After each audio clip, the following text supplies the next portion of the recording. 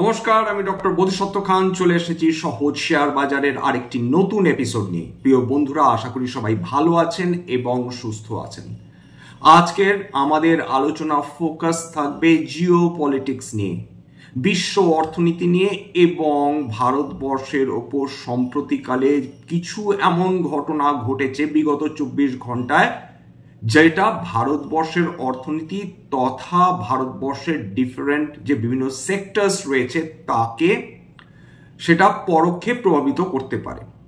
আসুন আজকের আমাদের আলোচনা শুরু করা যাক। কি ঘটেছে বিগত 24 ঘন্টায়? দুটো বড় ঘটনা। প্রথম ঘটনা, চীন তাদের রেয়ার আর্থ মিনারেলস, যেটা তারা এক্সপোর্ট করে থাকে গোটা বিশ্ব জুড়ে, এবং গোটা বিশ্ব মার্কেটের 90% রেয়ার আর্থ মিনারেলস যেটা প্রডিউসড হয় সেটা চীনের দখলে। বাকি গোটা বিশ্ব জুড়ে বিভিন্ন দেশ মাত্র 10% এই রেয়ার আর্থ মিনারেলস প্রডিউস করে। চীন সেখানে সম্পূর্ণভাবে কড়াকড়ি এনে ফেলেছে। তারা এই যে রেয়ার আর্থ এলিমেন্টস রয়েছে বা মিনারেলস রয়েছে সেটার এক্সপোর্টের ব্যাপারে এতখানি কড়াকড়ি করেছে যে ডোনাল্ড ট্রাম্প তার ফলে ক্ষেপে গিয়ে 100% ট্যারিফ নতুন করে চীনের ওপর বসিয়ে দিয়েছেন। কেন এত রেয়ার আর্থ এলিমেন্টস গুরুত্বপূর্ণ? কি হয় যার ফলে বিভিন্ন দেশ তারা শঙ্কিত হয়ে ওঠে? আমেরিকার মতন সুবিশাল দেশ তারাও ঘাবড়ে যায়। এটা আমাদের আলোচনার অংশ থাকবে। প্রথম কথা বুঝে নিই যে এই রেয়ার আর্থ এলিমেন্টস বা মিনারেলস কাদের বলে। এরকম 17টা এলিমেন্টস রয়েছে, যার মধ্যে 15টা ল্যান্থনাইটস এবং একটি ইট্রিয়াম এবং আরেকটি হচ্ছে স্ক্যান্ডিয়াম। এই 17টা যে এলিমেন্ট রয়েছে বা মিনারেলস রয়েছে তাদেরকে একসঙ্গে বলা হয় রেয়ার আর্থ এলিমেন্টস। রেয়ার মানে যেটা পৃথিবীতে খুব কম পাওয়া যায়, কিন্তু বাস্তবিক ক্ষেত্রে রেয়ার আর্থ এলিমেন্টস ততটাও রেয়ার নয়। আগের দিন যে কপার নিয়ে আলোচনা করছিলাম, মজার ব্যাপার হচ্ছে কপার যে পরিমাণ পাওয়া যায় তার থেকেও কিন্তু বেশি পাওয়া যায় রেয়ার আর্থ এলিমেন্টস গোটা বিশ্বে। তবে সমস্যাটা কোথায়? কেন আমেরিকা এত ক্ষেপে যাচ্ছে? কেন চীন কড়াকড়ি করছে? কেন বিশ্বে এত কম প্রোডাকশন হয় রেয়ার আর্থ মিনারেলসের? তার কারণ পৃথিবীতে রেয়ার আর্থ এলিমেন্টসের কোনো অভাব নেই বটে, কিন্তু সেটা গোটা বিশ্বে এমনভাবে মিশে রয়েছে যে এই রেয়ার আর্থ এলিমেন্টস সেটাকে এক্সট্র্যাক্ট করার জন্য যে বিপুল অর্থ খরচ হয় এবং এতটাই সময় সাপেক্ষ যে সেটা কিন্তু ম্যানুফ্যাকচার করাটা খুব ডিফিকাল্ট হয়ে যায়। প্রথম কথা টেকনোলজি, 2 নম্বর হচ্ছে এই যে একসঙ্গে এতখানি মাটি বা মৃত্তিকা তাকে শোধন করে এই রেয়ার আর্থ এলিমেন্টস বের করতে হবে। এর কারণেই কিন্তু বিশ্বের বিভিন্ন দেশ অন্য দেশের প্রতি তাকিয়ে থাকে, অর্থাৎ চায়নার প্রতি তাকিয়ে থাকে যে তারা এই সমস্ত কষ্টকর কাজটা করবে এবং ফিনিশ প্রোডাক্টসটা তাদের কাছে পাঠিয়ে দেবে বা পৌঁছে দেবে। এইবার প্রসঙ্গটা হচ্ছে যে চীন 90% মার্কেট কন্ট্রোল করে, খুব ভালো কথা, কিন্তু এর গুরুত্ব এত বেশি কেন? তার কারণটাই সানরাইজ সেক্টরগুলো এর উপর সম্পূর্ণভাবে নির্ভরশীল। সম্পূর্ণভাবে কিসে কিসে কাজে লাগে? জিপিইউ তৈরি করতে কাজে লাগে রেয়ার আর্থ এলিমেন্টস। আর কি কাজে লাগে? সেমিকন্ডাক্টর চিপস তৈরি করার জন্য কাজে লাগে রেয়ার আর্থ এলিমেন্টস।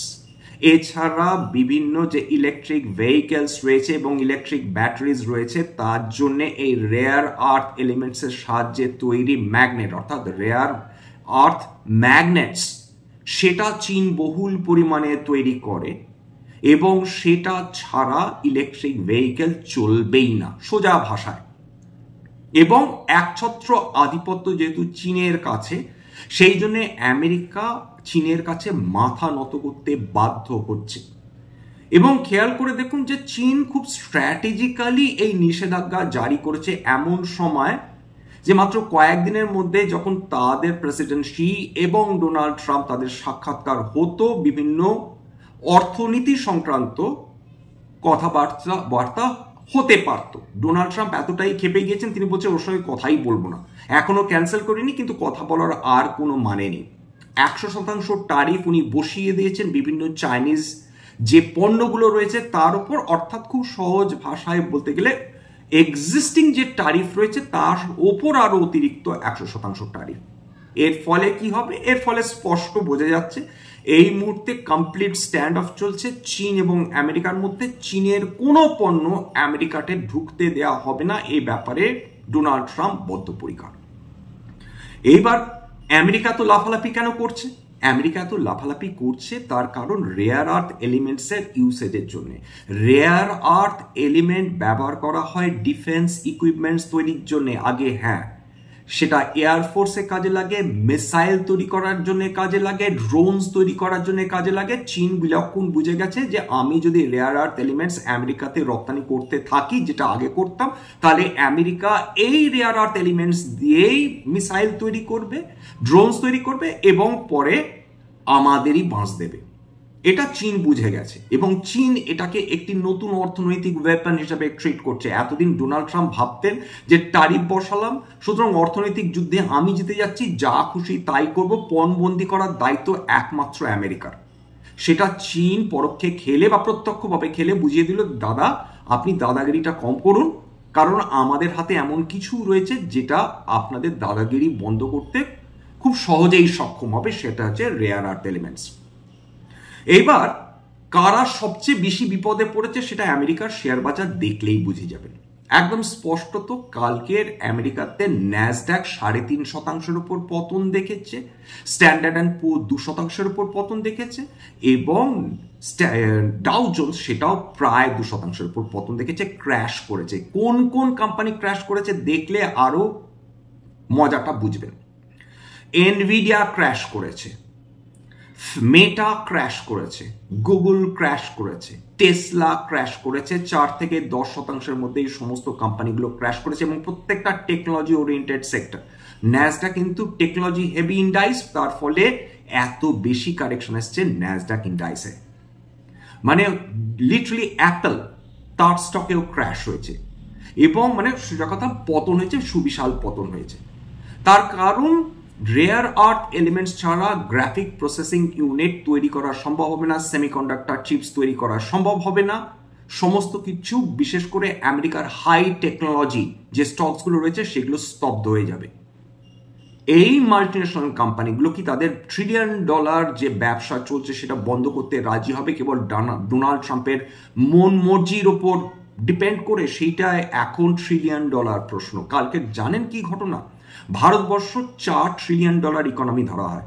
কালকের আমেরিকাতে এই শেয়ার বাজারের পতনে $1.3 ট্রিলিয়ন মার্কেট থেকে উবে গেছে, অর্থাৎ ভারতের অর্থনীতির 1/4 কেবলমাত্র কয়েক ঘন্টার ট্রেডিং উবে গেছে। কি সাংঘাতিক পতন কালকে ঘটেছে, আপনারা নিশ্চয় বুঝতেই পারছেন যে এটা এত সহজ ব্যাপার নয়। অর্থাৎ রেয়ার আর্থ এলিমেন্টস চায়না বন্ধ করে দিলে থরহরি কম্প হবে আমেরিকা এবং আমেরিকার প্রেসিডেন্ট আর কিছু না পেয়ে মাথায় কিছু কাজ না করে 100% ট্যারিফ বসিয়ে দিলাম। ওরে ভাইরে, তোর 100% ট্যারিফ বসিয়ে তোর দেশের লোক সবচেয়ে বেশি ভুগবে। বিভিন্ন যে মোবাইল সেখানে ব্যবহার করা হয় রেয়ার আর্থ এলিমেন্টস, যে কম্পিউটার সিস্টেম সেখানে ব্যবহার করা হচ্ছে এই রেয়ার আর্থ এলিমেন্টস। টেসলা সবচেয়ে বেশি রেয়ার আর্থ ম্যাগনেটস ব্যবহার করে থাকে, ইলেকট্রিক গাড়ি তাদের কি অবস্থা হতে চলেছে। এবং সার্বিকভাবে এদের যা হচ্ছে হোক, আমাদের পরোয়া নেই। চীন আমেরিকাকে ঘা দিচ্ছে না আমেরিকা চীনকে ঘা দিচ্ছে, তা নিয়ে আমাদের মাথা ব্যথা হওয়া উচিত ছিল না, যদি না আমরা চায়নার উপর রেয়ার আর্থ এলিমেন্টস এর উপর ডিপেন্ড করতাম। প্রথম কথা, আজকের rare earth elements proven reserves এবং কে কত প্রডিউস করেছে সেটা নিয়ে একটা ডেফিনেটলি আলোচনা আমাদের করতেই হবে। তাহলে বুঝে যাবেন যে কত কম পরিমাণ রেয়ার আর্থ এলিমেন্টস এক্সট্রাক্ট করা সম্ভব হয় এবং কার কাছে কত প্রুভেন রিজার্ভস রয়েছে, সেটাও অতি গুরুত্বপূর্ণ। সেটা নিয়ে ডেফিনেটলি আজকের আলোচনা আমরা করব। এইবার খেয়াল করে দেখুন যে একটু বলে নিই যে কি কি কাজে লাগে যে রেয়ার আর্থ এলিমেন্টস এরকম করে যাচ্ছে, কিছু তো কাজে লাগে। স্ক্যান্ডিয়াম একটি rare earth element, radio active tracing agent হিসেবে ব্যবহার করা হয় বিভিন্ন অয়েল রিফাইনারিজে। অর্থাৎ কোনো রেডিও অ্যাক্টিভ এলিমেন্টস রয়েছে কিনা যেটা মানুষকে ক্ষতি করতে পারে, সেটা বিভিন্ন অয়েল রিফাইনারিজে স্ক্যান্ডিয়াম ব্যবহার করা হয়। প্রোসিওডিমিয়াম রেয়ার আর্থ ম্যাগনেট তৈরি করা হয় যেটা ইলেকট্রিক ভেহিকেলসে কাজে লাগে, এছাড়া লেজার্সে কাজে লাগে এই প্রোসিওডিমিয়াম। 3 নম্বর yttrium, high temperature super conductor হিসাবে এর ব্যবহারের জুড়ি নেই। ল্যান্থানাম, হাইড্রোজেন স্টোরেজে কার্যকারিতা প্রমাণিত হয়েছে, ব্যাটারি ইলেকট্রোডস তৈরি করতে কাজে লাগে lanthanum. Neodymium rare earth magnet তৈরিতে কাজে লাগে, লেজার টেকনোলজির ক্ষেত্রে কাজে লাগে। স্যামেরিয়াম রেয়ার আর্থ ম্যাগনেট এবং লেজার টেকনোলজিতে কাজে লাগে। টারবিয়াম এবং ডেসপ্রোজিয়াম, এটা নিওডিমিয়াম বেস্ট ম্যাগনেট তৈরিতে অ্যাডিটিভ এজেন্ট হিসাবে এই দুটো রেয়ার আর্থ এলিমেন্ট এটা কিন্তু কাজে লাগে। এর ফলে কেবলমাত্র আমেরিকার শেয়ার বাজার যে অ্যাফেক্টেড হয়েছে সেটা নয়, কালকে ক্রিপ্টোকারেন্সি মার্কেট দেখেছেন 10% উপর কারেকশন এসছে কেবল বিটকয়েনে। বিটকয়েনের দাম ছিল 1 কোটি টাকার ওপর, সেটা নেমে এসেছিল 90 লাখের কাছাকাছি, এখন কিছুটা রিকভার করেছে। এছাড়া ইথেরিয়াম দেখুন, যে কোনো ক্রিপ্টো যদি অ্যাসেটসগুলো দেখেন বা ক্রিপ্টোকারেন্সিগুলো দেখেন তাহলে কিন্তু এক ধরনের শক লাগবে বলা যেতে পারে। একটু বলে নিই যে কোনটা, যেরকম টেথার সেটা মোটামুটি সেটা স্টেবল ছিল। এবার বিএনবি 2.7% কারেকশন এক সপ্তাহে। ইথেরিয়াম 11.5% কারেকশন গত 24 ঘন্টায়। বিএনবি 10% কারেকশন গত 24 ঘন্টায়। XRP 12.1% correction. Solana 15.3% correction. এছাড়া ট্রন 4.7%, সবকিছু 24 ঘন্টার মধ্যে যেটা ঘটেছে সেই ডেটা বলছি। ডজ কয়েন 21.7% পতন 24 ঘন্টার মধ্যে। কার্দানো 17.8%। এই যে কোম্পানিগুলো, এই 11টা যে কয়েন রয়েছে, এটা হচ্ছে সবচেয়ে জনপ্রিয় বা সবচেয়ে লার্জেস্ট ক্যাপিটাল মার্কেটওয়ালা এই ক্রিপ্টোকারেন্সিসগুলো। সেখান থেকে 10 থেকে 22% কারেকশন বিগত 24%। তার কারণ এই যে ক্রিপ্টোকারেন্সি মাইনিং এর জন্য এক্ষেত্রেও আপনাদের এই রেয়ার আর্থ এলিমেন্টস এর প্রয়োজন রয়েছে। এই যে ক্রিপ্টো মাইনিং এর জন্য এই রেয়ার আর্থ এলিমেন্টস ছাড়া কিন্তু পসিবল হবে না। এই যে ডেটা সেন্টার্স, এইগুলো ডিপেন্ডেন্ট, কিন্তু অ্যাবসলিউটলি ডিপেন্ডেন্ট এই রেয়ার আর্থ এলিমেন্টস এর উপর। ভারতবর্ষ মারাত্মকভাবে ডিপেন্ডেন্ট, মারাত্মকভাবে। ভারতবর্ষের কি কোনো আশা নেই? উত্তর হচ্ছে আছে, ডেফিনেটলি আছে। ভারতবর্ষের যেটা প্রুভেন রিজার্ভস রয়েছে সেটা ডেফিনেটলি আশা দেয় বটে, এইটুকুনি বলা যেতে পারে। একটু বলে দিই যে রেয়ার আর্থ এলিমেন্টস, এটা আমি investingnews.com থেকে নিয়েছি। যে প্রথমে প্রুভেন রিজার্ভস, অর্থাৎ যেটা প্রমাণিত যে কোন দেশের কাছে কত রেয়ার আর্থ এলিমেন্টস রয়েছে। 1 নম্বরে আপনাদের এর জন্য কোনো রকেট সায়েন্স লাগবে না, চায়নার কাছে সবচেয়ে বেশি প্রুভেন রিজার্ভস রয়েছে। এই মুহূর্তে 44 মিলিয়ন মেট্রিক টন তার রিজার্ভস রয়েছে। এছাড়া 2,70,000 তারা মেট্রিক টন তারা উৎপাদন করেছিল রেয়ার আর্থ এলিমেন্টস, অর্থাৎ তারা উৎপাদন করে ফেলেছিল। আর অলরেডি তাদের কাছে যেটা রিজার্ভস রয়েছে সেটা 44 মিলিয়ন মেট্রিক টন। 2 নম্বর ব্রাজিল, রেয়ার আর্থ তাদের রিজার্ভস, হিউজ রিজার্ভ, যদিও চায়নার ঠিক অর্ধেক, 21 মিলিয়ন মেট্রিক টন। এবং তারা 2024-এ এখন অব্দি 2024-এ বেশ খানিকটা তারা রেয়ার আর্থ এলিমেন্ট তৈরি করেছিল, প্রোডাকশন করেছিল, কিন্তু 2026-এ 5,000 মেট্রিক টন অব্দি তারা নিষ্কাশন করতে পারে, বা তারা বিক্রি করবে কি তারা নিজেরা কনজিউম করবে সেটা পরের ব্যাপার। 3 নম্বরে প্রুভেন রিজার্ভস কারা? ভারতবর্ষের কাছে 6.9 মিলিয়ন মেট্রিক টন রয়েছে। হ্যাঁ, চায়নার থেকে 7 গুণ কম নিঃসন্দেহে, কিন্তু এটা বিশ্বের তাকে 3 নম্বর স্থানে রেখেছে। অর্থাৎ ভারতবর্ষের কাছে বিশ্বের অন্যান্য দেশের তুলনায় এই রেয়ার আর্থ এলিমেন্টসের তার রিজার্ভসের অভাব নেই, যদিও কম আছে গোটা বিশ্ব জুড়ে, কিন্তু সেই নিরিখে ভারতবর্ষ 3 নম্বর। এবং ভারতবর্ষ 2024-এ 2,900 metric ton rare earth elements তারা তৈরি করেছে। এবং সবচেয়ে মজার ব্যাপার, যেটা আমাদের আশার কারণ, গর্বেরও কারণ বটে, সৌভাগ্যবশত আমাদের এই যে আমাদের 3 দিক থেকে সমুদ্র দিয়ে ঘেরা সমুদ্র তট, বিশ্বের লার্জেস্ট রেয়ার আর্থ এলিমেন্টস যে রিজার্ভ, সেটা এই যে 3 দিকে ঘেরা সমুদ্র তট তার মধ্যেই রয়েছে। সৌভাগ্যবশত ওড়িশাতে যদি কেউ ব্রহ্মপুরে গিয়ে থাকেন, সেখানে কিন্তু একটা এরিয়া সেটা ঢোকার জন্য নিষিদ্ধ, সেটা খুব সেন্সিটিভ এরিয়া। সেখানে রেয়ার আর্থ এলিমেন্টস কিন্তু সেখানে এক্সট্র্যাক্ট করা হয়, সেখানে পাওয়া যায়। এবং কেউ যদি ব্রহ্মপুর থেকে চিল্কা যান অটো করে বা গাড়ি করে, ওই রাস্তাতেই কিন্তু এই রেয়ার আর্থ এলিমেন্টস সেই যেখানে গভর্নমেন্ট সেই এরিয়াটাকে রেস্ট্রিক্ট করে রেখেছে সেখানে রয়েছে। এইবার 4 নম্বর হচ্ছে অস্ট্রেলিয়া, 5.7 মিলিয়ন মেট্রিক টনস এবং 13,000 মেট্রিক টন তারা প্রডিউস করেছে। 5 নম্বরে রাশিয়া রয়েছে 3.8 মিলিয়ন মেট্রিক টনস, তারা তারা প্রডিউস করেছে 2,500 মেট্রিক টন। এরকম ভিয়েতনাম 6 নম্বর, 7 নম্বর ইউনাইটেড স্টেটস, তাদেরও রয়েছে 1.9 মিলিয়ন মেট্রিক টনস, কিন্তু তারা প্রডিউস মারাত্মক কিছু করে না এবং তারা ডিপেন্ড করে 45,000 মেট্রিক টন তারা তৈরি করে, কিন্তু সেটা তাদের জন্য যথেষ্ট নয়। তারা চায়নার কাছে বারবার আবদার করছে আমাদের দাও আর আমাদের দাও। এবার গ্রিনল্যান্ড এমন একটা দেশ যেখানে খুব প্রাচুর্য রয়েছে বিশেষ করে খনিজ পদার্থে। ডোনাল্ড ট্রাম্প কি এমনি গ্রিনল্যান্ডের দিকে পাখির চোখ করে বসে রয়েছেন? ডোনাল্ড ট্রাম্প গ্রিনল্যান্ডকে কি এমনি কুক্ষিগত করার চেষ্টা করছেন? না, তাতে রেয়ার আর্থ এলিমেন্টস রয়েছে 1.5 মিলিয়ন মেট্রিক টনসের তাদের রিজার্ভ রয়েছে এবং দুটো প্রজেক্ট রয়েছে, একটা হচ্ছে ট্যানব্রিজ এবং আরেকটা হচ্ছে ভেনফেল্ড। এই দুটো থেকে রেয়ার আর্থ এলিমেন্টস প্রডিউসড হচ্ছে। যাই হোক, এবার চলে আসি, এটা তো গেল প্রোডাকশনের দিক থেকে। এবং চীন, মজার ব্যাপার হচ্ছে নিজেদের প্রচুর প্রোডাকশন সত্ত্বেও তারা মায়ানমার থেকে বিপুল পরিমাণ তারা রেয়ার আর্থ এলিমেন্টস তারা কিনে নিয়ে নিজেদের দেশে চলে যাচ্ছে।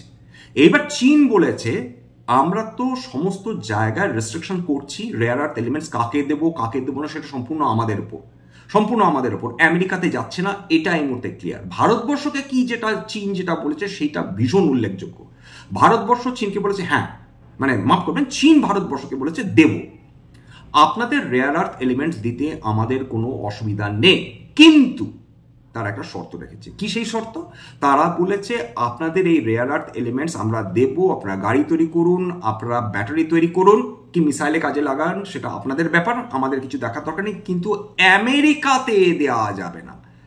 খেয়াল করে দেখুন, চীন যার সঙ্গে ভারতের শত্রুতা রয়েছে তারা ভারতবর্ষকে রেয়ার আর্থ এলিমেন্টস দিতে রাজি, কিন্তু শর্ত একটাই, আমেরিকাকে ভারতবর্ষ থেকে প্রত্যক্ষভাবে বা পরোক্ষভাবে কোনো ধরনের রেয়ার আর্থ এলিমেন্ট যেখানে ব্যবহার করা হচ্ছে, অর্থাৎ এখানে বুঝে যান ইলেকট্রিক ভেহিকলস, ইলেকট্রিক ব্যাটারিজ, এইগুলো বা রিনিউয়েবল এনার্জি, সোলার প্যানেলস বলুন, উইন্ড টারবাইন্স যেখানে এই রেয়ার আর্থ ম্যাগনেটস লাগে, সেইগুলো আমেরিকাকে দেওয়া যাবে না। ক্যাটেগরিক্যালি বলে দিয়েছে 0.1% যদি চীনা রেয়ার আর্থ এলিমেন্ট কোনো গাড়ি বা কোনো সোলার প্রজেক্টস বা সোলার প্যানেলস বা কোনো উইন্ড টারবাইনে ব্যবহার করা হয় সেটা আমেরিকাকে দেওয়া যাবে না। সরাসরি বাণিজ্য যুদ্ধ। কি মনে হচ্ছে চায়না এবং আমেরিকার মধ্যে যদি বাণিজ্য যুদ্ধ চলে ভারতবর্ষ ছাড় পাবে বা বিশ্বের অন্যান্য দেশ ছাড় পাবে? উত্তর হচ্ছে এটা সম্ভব নয়। এটা একটা গ্লোবালাইজড পৃথিবী যেখানে একটা দেশ আরেকটা দেশের উপর নির্ভরশীল, প্রত্যেকটা দেশের উপর নির্ভরশীল। একটা জায়গায় আঘাত লাগলে অন্য কোনো একটা দেশ কয়েক হাজার কিলোমিটার দূরে আছে, তার গায়ে আঘাত লাগলে আমাদেরও গায়ে আঘাত লাগছে। এটাই বর্তমান যেটা অবস্থা সেটাই আপনাদের সামনে তুলে ধরছি। এইবার চলে আসি যে তার ফলে যেটা হবে, বিশ্ব বাণিজ্য ডিসরাপ্টেড হবে, এটা বলে লাভ নেই। ভারতবর্ষে বাণিজ্য দুর্দান্ত এগোবে, গোটা এশীয় মার্কেট এই ব্যাপারে পাত্তা দেবে না, এটা হয় না। তার একটা আঘাত ডেফিনেটলি আসবে, সেটা এশীয় মার্কেটের উপর আসতে পারে, ইউরোপীয় মার্কেটের উপর আসতে পারে, চীনের উপর তো আসবে।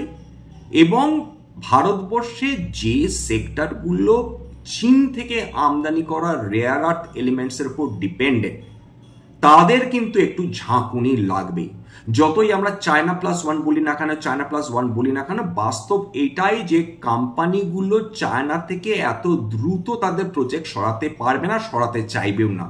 কয়েকশো বিলিয়ন ডলার তারা চীনে ইনভেস্ট করে রেখে দিয়েছে, রাতারাতি হঠাৎ মনে হলো তারা সমস্ত প্রজেক্ট ভারতবর্ষে বা ভিয়েতনামে বা ফিলিপিন্সে নিয়ে যাবে, এটা সম্ভব হয় না। আমাদের সে ব্যাপারে প্র্যাগম্যাটিক হতে হবে।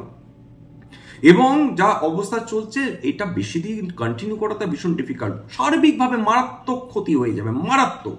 সেটা চীনের ক্ষতি হবে, আমেরিকার ক্ষতি হবে, ইউরোপের ক্ষতি হবে, ভারতবর্ষের ক্ষতি হবে, ল্যাটিন আমেরিকার ক্ষতি হবে, সমস্ত দেশ ক্ষতির মুখোমুখি পড়বে। ভারতবর্ষ কিভাবে ক্ষতিগ্রস্ত হবে? প্রথম কথা হচ্ছে যে চীনের কিভাবে ক্ষতি হবে সেটা একটু বলে নি, তাহলেই বুঝতে পারবেন।